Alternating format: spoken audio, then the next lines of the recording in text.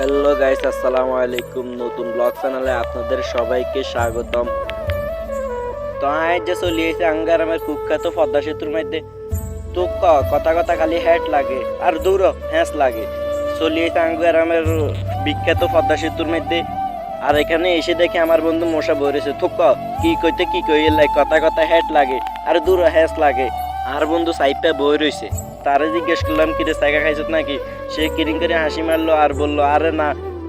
আর এটাই হলো আমাদের গ্রামের সেই কুখ্যাত পদ্মা সেতু, আর কুখ্যাত না বিখ্যাত। আর ভিডিও কান না টানি আপনারা কত কষ্ট করে সার নাঙ্গু গ্রামের সবুজ শ্যামল অপরূপ দৃশ্যকে রান্না করে দিতে আসে। আর হলুদ তো না নামতে নামতে খোতার কাটিয়ে দাদা লাগে দেয়, খোতার কাটিয়ে দাদা দিয়ে চোখের মধ্যে কালো চশমা লাগাইয়া গরু চড়াইতে আসে। তো দাদারা যে গেলাম কি চশমা কিনলে লাগাইছেন দাদি কি আইবনি রাস্তা দি তোকে দাদি কত আইব, তোকে দাদের তো ঘর আইসি এমনি নতুন নতুন বেডিরে আইব, বেডি করে সাইতে আসি। ওকে গরু তো আছে, গরুকে কোরবানি বেশি দরকার বিয়ে কেন করব।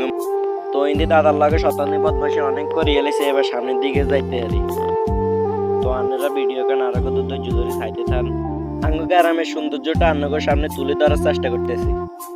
এটাই হলো আমাদের সেই শান্তিময় রাস্তা, যেখানে মন খারাপ হলে যেখানে এসে আমরা বসে থাকি আর মন ভালো হয়ে যায়। আর সবুজ শ্যামল অপরূপ দৃশ্যটা দেখলে তো আরো বেশি প্রাণ জড়িয়ে যায়।